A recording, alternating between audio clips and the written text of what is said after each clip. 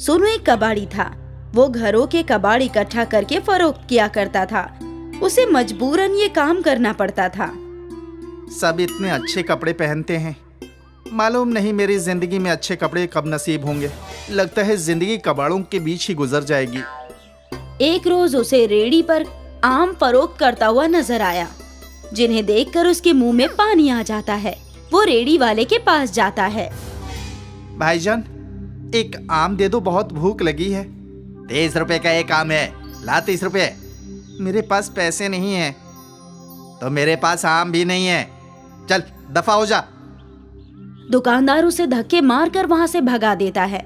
सोनू ललचाई नजरों से आमों को देखता हुआ वहां से चला जाता है। चलते चलते वो एक पार्क में पहुंचता है। वहां पर प्रकाश और अनिल नाम के 2 लड़के आम खा रहे होते हैं।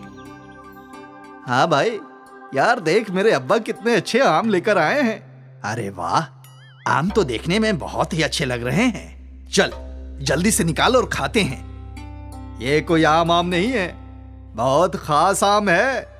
महंगा भी बहुत होगा, बहुत महंगा है। मेरे अब्बा ने बाहर से मंगाया है। मुझे आमों का बेहद शौक है ना, इसलिए आम खाना तो मुझे भी बहुत अच्छा लगता है। अब और सब्र नहीं हो रहा, जल्दी से आम निकाल, खाते हैं। अनिल और प्रकाश आम को खा ही रहे होते हैं। तभी वहां सोनू पहुंच जाता है और उन्हें आम खाता देख अपने होठों पर जीभ फिराता है। अरे इस कबाड़ी को देख, हमें आम खाता देख कैसे ललचा रहा है। क्या आंखें फाड़ कर देख रहा है? क्या कभी आम नहीं देखा? आम खाना है क्या? सोनू हाँ में गर्दन हिला देता है।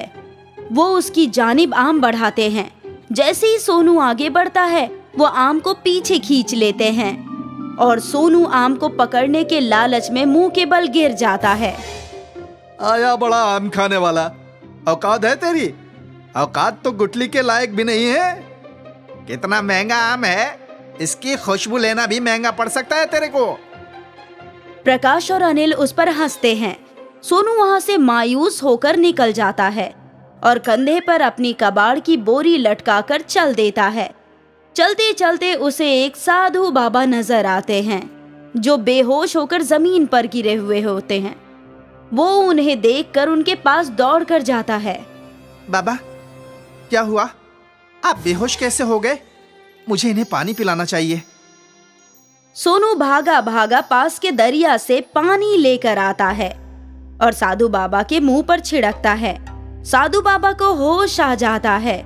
सोनू को अपने पास देखकर साधु महाराज उससे कहते हैं, कौन हो तुम और यहाँ क्या कर रहे हो? और मैं जमीन पर कैसे गिरा? मुझे कुछ याद नहीं है। साधु बाबा, गर्मी होने की वजह से आप बेहोश हो गए थे। मैंने पास के दरिया से पानी लाकर आपके ऊपर छिड़का और पिलाया है, जिसकी वजह से आपको होश आ गया। तुम्हारा बहुत बहुत शुक्रिया बेटा कि तुमने मेरी फिक्र की। बाबा जी, ये तो मेरा फर्ज था। लेकिन तुम इतने मायूस क्यों नजर आ रहे हो? तुमसे किसी ने कुछ कहा है क्या? सोनू साधु को सारा वाकया बताता है और अपने आम खाने की ख्वाहिश को जाहिर करता है। साधु सोनू की बात सुनकर उसको तसल्ली देते हैं और कहते हैं, सोनू, तुमने मेरी मदद की है। मैं तुम्हें ये कमंडल देता हूं। इसमें से आमरस निकलेगा। उसको जितनी बार तुम पलटोगे उतनी बार आमरस निकलेगा। अब तुम जितनी बार चाहो और जितना चाहो आमरस पी सकते हो। साधु सोनू को कमंडल दे देते हैं। कमंडल पाकर सोनू बेहद खुश होता है और जी भर के आम रस पीता है। अपने साथ साथ वो और गरीब लड़कों को भी आम रस पिलाता है। आम रस पीना जिनकी कुव्वत में नहीं था। एक बार जब सोनू कमंडल में से आम रस निकालकर पी रहा था और अपने दोस्तों को पिला रहा था, तब अनिल और प्रकाश उसे देखते हैं। प्रकाश, ये तो वही लड़का है ना जिसको हमने आम खाने नहीं दिया था और उसको धक्के देकर भगा दिया था? ये तो वही कबाड़ी है ना? हाँ, है तो वही, लेकिन वो तो कबाड़ी था। उसके पास इतने महंगे आमों का आमरस कहां से आ रहा है? और इतना सारा आमरस कि वो बाकी के बच्चों में भी बांट रहा है। इसका तो इल्म करना ही होगा। अनिल और प्रकाश चोरी छिपे देखते हैं तो कमंडल के आमरस का असरार मालूम हो जाता है। अच्छा, तो उसके आमरस का ये असरार है। इस कमंडल को तो हम चुरा लेंगे और फिर देखते हैं कि ये आमरस कैसे पीता है।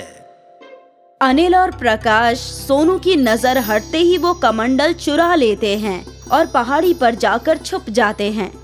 वहाँ पर उन दोनों में बहस होती है कि कौन उस कमंडल में से आमरस निकालेगा। ला प्रकाश, मुझे कमंडल दे, आमरस निकाल कर पीते हैं। मैं कमंडल क्यों दूं? मेरे हाथ में है कमंडल, तो आमरस मैं ही निकाल कर देता हूँ। नहीं नहीं, कमंडल से आमरस तो मैं ही निकालूंगा। अगर हिम्मत है तो मुझसे हासिल करके दिखा। आमरस का कमंडल मेरे पास है और मैंने कमंडल चुराने में मेहनत ज्यादा की है, तो कमंडल का आमरस मेरा हुआ। मैं तुझे थोड़ा सा दे दूंगा। प्रकाश और अनिल उस कमंडल के लिए आपस में झगड़ा करने लगते हैं। तभी कमंडल उनके हाथ से गिर जाता है और आमरस बाहर गिरना शुरू होता है। जितनी बार वो पहाड़ी से टकराता है उतनी मर्तबा कमंडल से आमरस निकलता है, जिसकी वजह से वहाँ सैलाब आ जाता है। मैंने कहा था ना, कमंडल मुझे दे दे, मैं इसमें से अच्छी तरह से आमरस निकाल लूंगा। लेकिन तू है कि मेरी सुनता ही नहीं। अब जितनी मर्तबा ये पहाड़ी से टकराता है उतनी मर्तबा इससे आमरस निकलता का निकलता जा रहा है। इसी तरह ये निकलता रहा तो सैलाब आ जाएगा। अब मुझे क्या मालूम था इसका जादू इतना ज्यादा चलेगा कि सैलाब आने की नौबत आ जाएगी। देखते ही देखते पूरा मोहल्ला आमरस के सैलाब में डूब जाता है। सभी लोग उस आमरस में तैरते हुए नजर आते हैं। सबके घरों में आमरस पहुंच जाता है। जैसे ही सोनू को आमरस के सैलाब की वजह का अंदाजा होता है, वो उस कमंडल को तलाशने के लिए निकल जाता है। वो सैलाब में चलता हुआ कमंडल के पास पहुंच जाता है। इस कमंडल के आमरस से तो सैलाब ही आ गया। इस सैलाब को कुछ भी करके मुझे खत्म करना ही होगा, नहीं तो सब कुछ तबाह हो जाएगा। सोनू उस कमंडल को अपने हाथ में लेता है और कमंडल से कहता है, कमंडल कमंडल, इस आमरस के सैलाब को वापस अपने अंदर ले लो। अगर तुम इसी तरह आमरस को बाहर करते रहोगे तो पूरी दुनिया ही इस आमरस में डूब जाएगी।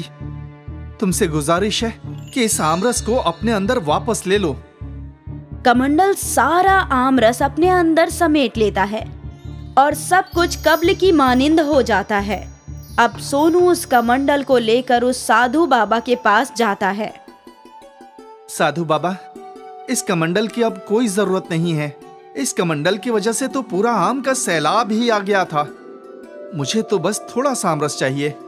मैं नहीं चाहता कि इस कमंडल के आमरस से फिर से कोई परेशानी हो। तो तुम क्या चाहते हो ये बताओ। साधु बाबा, मैं आपको ये कमंडल वापस करना चाहता हूँ। आप इस आमरस के कमंडल को वापस ले लीजिए ताकि आगे कोई परेशानी ना हो। ठीक है, ये कमंडल तो मैं वापस ले लेता हूं, लेकिन हाँ, जब भी तुम्हें आमरस पीने का दिल करे तो तुम मेरे पास आ जाना। मैं इस कमंडल से तुम्हें बहुत सारा आमरस पिला दूंगा। जी बाबा जी, जब मेरा आमरस पीने का दिल करेगा तब मैं आपके पास ही आ जाऊंगा। लेकिन इस कमंडल से आमरस नहीं लूंगा, क्योंकि इंतहाई हर चीज की बुरी होती है। एक ना एक दिन कोई चीज ज्यादा होने की वजह से हम मुसीबत में आ जाते हैं। जितना है उतने में ही मुतमईन रहना चाहिए। तुमने बिल्कुल सही कहा। लालच बहुत बुरी चीज होती है। लालच में आकर ही अनिल और प्रकाश ने ये कमंडल चुराया, जिससे मुसीबत खड़ी हो गई।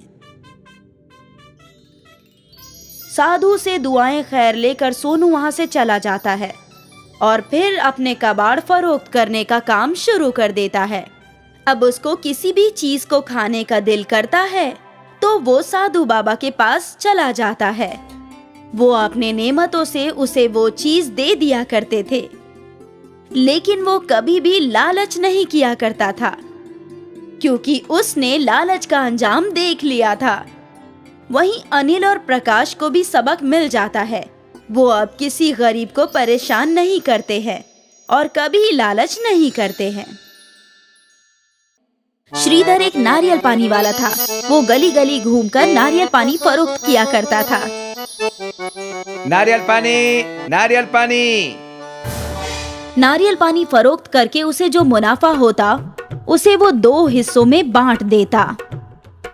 घर लौटकर वो सारे पैसे अपनी बीवी के हाथों में रख दिया करता था। ये घर खर्च के लिए और ये कार्तिक के कॉलेज के लिए। अच्छी बात है, मैं ये कॉलेज के पैसे अलग रख देती हूँ। ठीक है। और मीना ने वो पैसे गुल्लक में डाल दिए। अच्छा, अब आपका बुखार कैसा है? कल रात को आपका जिस्म जल रहा था।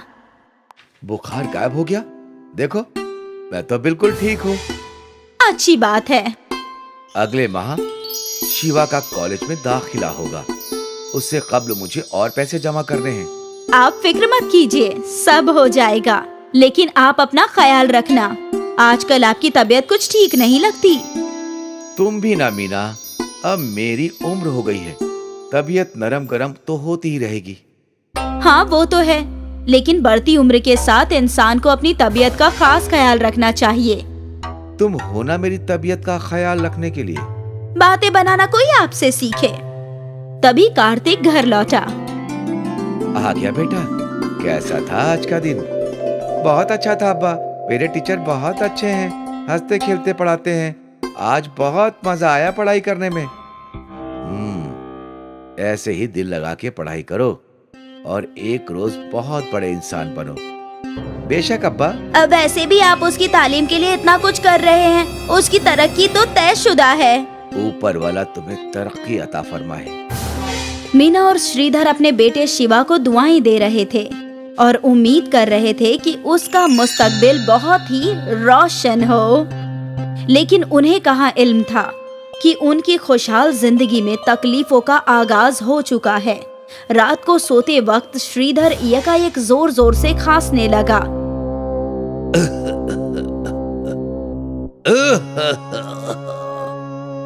उसकी खांसी से मीना और शिवा भी उठ गए।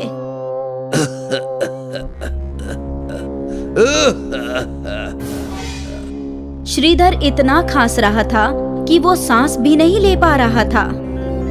अम्मी, हमें अब्बा को अस्पताल लेकर जाना चाहिए। हाँ हाँ। शिवा ऑटो ले आया और मीना और शिवा श्रीधर को ऑटो से अस्पताल ले गए। यहाँ डॉक्टर ने श्रीधर की जांच की, श्रीधर को एक इंजेक्शन दिया और वो आराम से सो गया। क्या हुआ है अब्बा को? अभी कुछ नहीं कह सकते, मैंने कुछ जांच लिखे हैं। कल सुबह ये सब करवाने के बाद ही बता सकता हूँ कि इन्हें क्या हुआ है। ठीक है। शिवा और मीना इस बात से खुश थे कि श्रीधर फिलहाल ठीक था। उसकी खांसी रुक चुकी थी और वो आराम से सो रहा था। अगली सुबह डॉक्टर ने श्रीधर की कुछ जांच की, उसके गले की कुछ जांच की और फिर डॉक्टर ने शिवा और मीना को अपने कैबिन में बुलाया। आपके शौहर को थ्रोट कैंसर है। लेकिन कैसे? वो तो पान बीड़ी सिगरेट कुछ नहीं खाते। कैसे, इसका इल्म तो मुझे नहीं, लेकिन ये तय है कि उन्हें गले का कैंसर है। अब हमें क्या करना चाहिए डॉक्टर? जल्द से जल्द उनकी दवाइयाँ शुरू करनी चाहिए और कुछ रोज के लिए अगर वो घर पर आराम फरमाएं तो बहुत अच्छा होगा। ठीक है, क्या अब हम अब्बा को घर ले जा सकते हैं? हाँ, हमारी सारी जांच पूरी हो चुकी है। ठीक है। शिवा और मीना श्रीधर को घर ले आए। श्रीधर ये सोच सोच कर परेशान था कि उसके दवाइयों का खर्च कहाँ से निकलेगा। अब्बा, कुछ रोज के लिए मैं नारियल पानी फरोख्त करता हूँ, लेकिन तुम्हारी पढ़ाई आप फिक्र मत कीजिए अब्बा, मैं पढ़ाई और ठेला दोनों संभाल लूंगा। हाँ, यही सही रहेगा। ठीक है।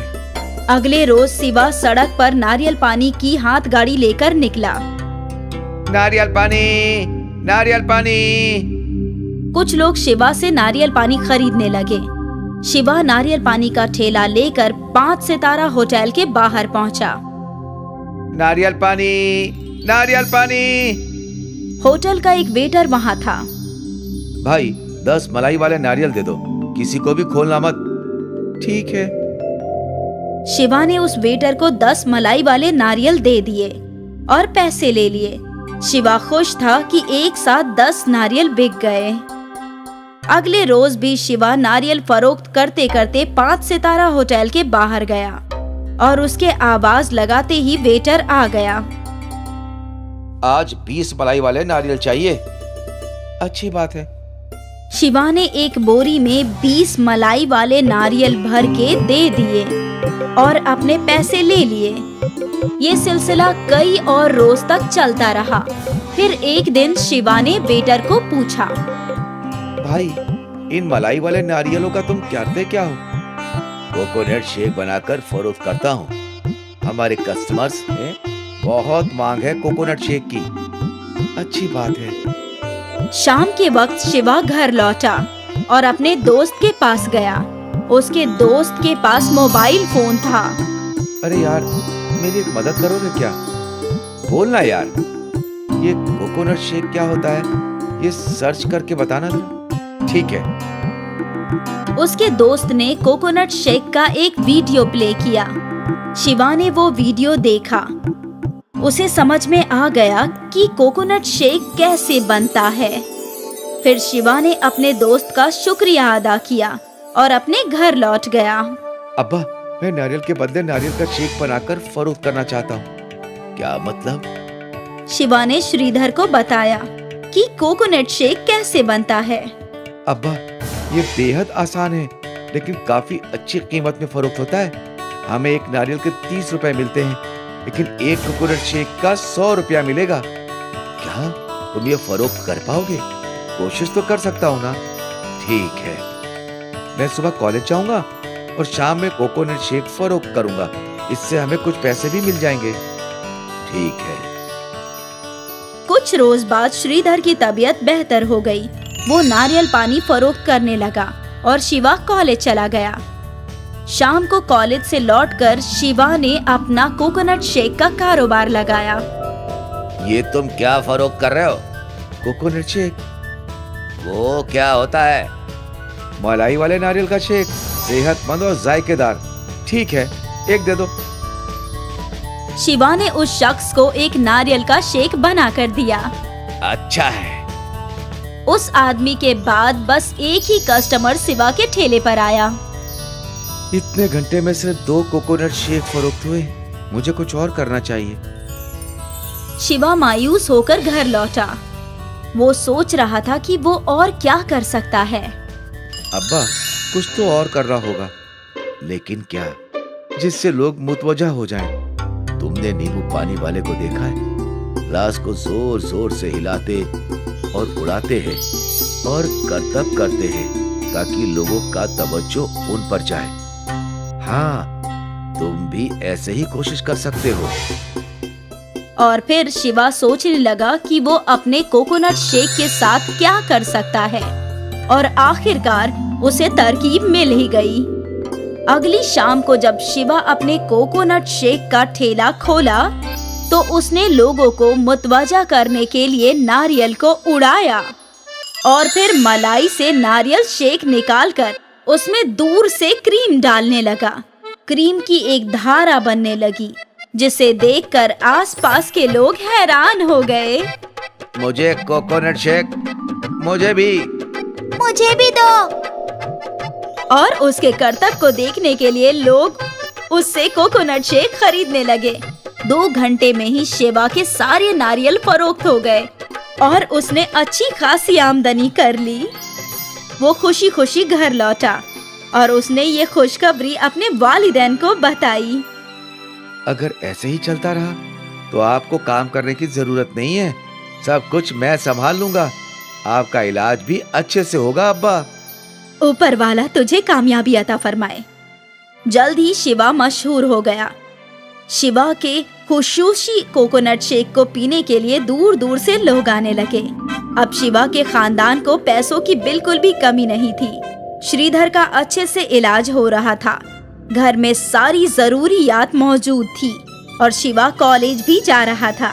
और ये सब शिवा के खुशूसी कोकोनट शेक की वजह से। एक छोटी सी तरकीब ने शिवा के खानदान की जिंदगी बदल दी।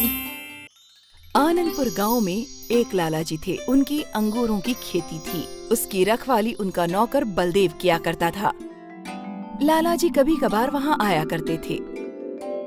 क्यों बलदेव, सब कुछ कैसा चल रहा है? सब कुछ ठीक है लाला जी। मैंने कल ही फसल में कीटनाशक दवाई छिड़की है। और जो मैंने नए बीज लाए हैं वो कैसे हैं? बहुत अच्छे हैं। ये देखिए, उन बीजों से बड़े बड़े अंगूर हुए हैं। अच्छी बात है, बड़े अंगूरों से ही ज्यादा कीमत मिलेगी हमें। जी लाला जी। लाला जी ने बलदेव को पगार पर नौकरी दी थी। वो बहुत अच्छा इंसान था। उसके पास खुद की जमीन नहीं थी। वो लाला जी की जमीन पर किसानी किया करता था और इसके बदले लाला जी उसे तनख्वाह देते थे। रोज शाम को 6 बजे बलदेव अपने घर के लिए रवाना हो जाता। एक रोज की बात है, बलदेव खेत पहुंचा और उसने देखा कि कई सारे अंगूर के गुच्छे गायब हो चुके थे। कल यहाँ बहुत सारे अंगूर के फिलिक थे, अचानक कहाँ गायब हो गए पता नहीं। लगता है मुझे कुछ एहसास हुआ होगा कि यहाँ अंगूर लगे थे। खैर, जाने दो। बलदेव ने ये बात अपने दिमाग में ज्यादा देर नहीं रखी और वो रोज की तरह अपना काम करने लगा और शाम होते ही वो घर के लिए रवाना हो गया। अगले दिन भी वही वाकया हुआ। उसे अंगूरों के खेत में अंगूर के गुच्छे कम नजर आए। ये कैसे हो सकता है? मैंने कल ही यहाँ पर अंगूर के बहुत सारे फिलिक देखे थे। कुछ तो गड़बड़ है यहाँ पर। लगता है कोई न कोई मेरे अंगूर चुरा रहा है। अगर लाला जी को ये बात पता चल गई तो वो मुझे नौकरी से निकाल देंगे। नहीं, मैं ऐसा नहीं होने दूंगा। मैं उस चोर को आज रात को किसी भी तरह पकड़ लूंगा। बलदेव ने फैसला किया कि उस रोज की रात वो अंगूरों के चोर को पकड़ के रहेगा। शाम के 7 बजे वो रोज की तरह अपने खेत से निकल तो गया, पर इस बार घर पर नहीं गया बल्कि पास में ही एक बड़ा पेड़ था, उसके पीछे जाकर छिप गया। उसके पास एक लाठी भी थी। आज रात को उस चोर की जमकर धुनाई करूंगा, फिर वो कभी भी मेरे अंगूर चुराने के बारे में सोचेगा भी नहीं। बलदेव की नजरें अपने खेतों पर ही टिकी हुई थी। आधी रात हो चुकी थी लेकिन चोर अब तक नहीं आया। अभी तक वो चोर आया क्यों नहीं? बलदेव परेशान तो था, फिर भी वो नजर गड़ाए बैठा था। आखिरकार सुबह के 6 बज गए। जैसे ही सूरज की रोशनी आई, कुछ परियां उसके खेत में आईं। बलदेव ने देखा उन परियों ने कुछ अंगूरों के गुच्छे लिए। तो ये परियां हैं जो मेरे अंगूरों को चुरा रही थी। बलदेव दौड़कर अपने खेत के पास पहुंचा। आप सब तो परियां हैं, आप लोग मेरे अंगूर क्यों चुरा रही हैं? तो इस फल को अंगूर कहते हैं। हमारे परी लोग में ये फल नहीं उगते, लेकिन जब हमने इन अंगूरों को चखा, हमें ये बहुत पसंद आए। तब से हम इन्हें लेकर खा रहे हैं। लेकिन आपकी वजह से मेरे मालिक मुझे नौकरी से निकाल देंगे। ऐसा क्यों? ये अंगूरों के बाग लाला जी के हैं। लाला जी हर महीने मुझे तनख्वाह देते हैं इन अंगूरों को उगाने के लिए। अगर आप लोग ऐसे ही सारे अंगूर खा जाएंगी तो वो मुझे तनख्वाह नहीं देंगे और नौकरी से भी निकाल देंगे। ओहो, माफी चाहते हैं, हम ये सब नहीं जानते थे, पर हमें ये अंगूर बहुत लजीज लगे। लेकिन हम तुम्हारे साथ भी नाइंसाफी नहीं कर सकते। हमारे पास एक उपाय है। क्या आप हमारे साथ हमारी दुनिया में आ सकते हैं? आप हमें वहाँ अंगूरों की खेती करना सिखा दें और बदले में हम आपको ढेर सारे सोने के सिक्के दे सकते हैं। सोने के सिक्के? हाँ, और फिर हम हमारे लिए अंगूर उगाना भी सीख जाएंगे। ठीक है, मुझे मंजूर है। बलदेव ने कुछ अंगूरों के बीज लिए। फिर परियों ने बलदेव का हाथ पकड़ा और बलदेव को अपने साथ ले जाने लगी और कुछ मंत्र पढ़े। मंत्र पढ़ते ही बलदेव भी परियों के साथ हवा में उड़ने लगा। वो परियों के साथ बादलों के ऊपर उड़ने लगा। परियां बलदेव को बादलों के बगीचे में ले आईं। इस बगीचे में बहुत ही खूबसूरत और रंग बिरंगे फूल उगे थे। ये तो लाजवाब है। बलदेव बगीचे को देखकर खुश हुआ। मेरी समझ में नहीं आ रहा है कि बिना मिट्टी के ये सब कैसे उग गए। ये बादल जादुई हैं। ये बिल्कुल जमीन की मिट्टी की तरह होते हैं। इस पर जो भी बीज डालेंगे वो धरती के बीज की तरह उग जाते हैं। बलदेव ने उन बादलों पर अंगूर के कुछ बीज डाले। और उसके देखते देखते अंगूर फूटने लगे। काश धरती पर भी ऐसे आसानी से पौधे उगाए जा सकते। अंगूरों के पौधों को रोज पानी देना पड़ता है और तो और इनकी जांच भी करनी पड़ती है कि इनमें कोई कीड़े न लग जाएं। एक परी ने जादू किया और उनके सामने एक छोटा सा बादल आ गया। अब ये बादल इन अंगूरों को पानी देगा। धरती पर पौधों को कीड़े लग जाते हैं, पर यहाँ वैसा नहीं होता। यहाँ मिट्टी नहीं है ना। हाँ, वो तो मैं भूल ही गया था। अब हम क्या करें? कुछ नहीं, वक्त पर पानी और अच्छी खुराक देने से ये पौधे अपने आप अंगूर उगाएंगे। बलदेव की बात जारी थी। बस इतनी ही देर में उसे अंगूर का एक गुच्छा नजर आया। वो देखकर परियां बड़ी खुश थीं। वो देखो, अंगूर उग गए। अब हमें धरती पर जाने की कोई जरूरत नहीं है। अब से ये स्वादिष्ट अंगूर हम खुद ही अपने बादलों पर उगाया करेंगे। आपका बहुत बहुत शुक्रिया। जी। परी ने फिर से कुछ जादू किया और बलदेव के हाथ में एक बहुत बड़ा घड़ा था जिसमें सोने के सिक्के थे। इतनी सारी सोने की मोहरें एक साथ देखकर बलदेव की आंखें चौंधी आ गईं। हमें जब भी आपकी जरूरत महसूस होगी हम आपसे मिलने आ जाएंगे। हाँ हाँ। परियों ने जादू किया और बलदेव परिलोक से गायब हो गया। वो वापस उसी अंगूरों के खेत में था जिसकी वो रखवाली किया करता था। बलदेव वो मटका लेकर अपने घर पहुंचा। इतने सारे सोने के सिक्के कहाँ से मिले आपको? बादलों पे खेती करने के लिए परियों ने दिया है। परियां? बलदेव ने अपनी पत्नी को सारा किस्सा बताया। आपकी ये दोनों बातें सुनकर मुझे यकीन नहीं हो रहा। एक तो ये कि हम अमीर बन गए और दूसरी ये कि बादलों पर भी खेती हुआ करती है। अब तुम मानो या ना मानो, लेकिन हकीकत यही है। बलदेव ने एक बड़ा सा घर खरीदा और साथ ही साथ अपनी खुद की जमीन भी। इस जमीन पर उसने भी अंगूरों की ही खेती की। अब उसे पैसों की बिल्कुल भी फिक्र नहीं थी। वो ऊपर वाले का शुक्रगुजार था। बादलों पर खेती करने से उसकी किस्मत ही बदल गई।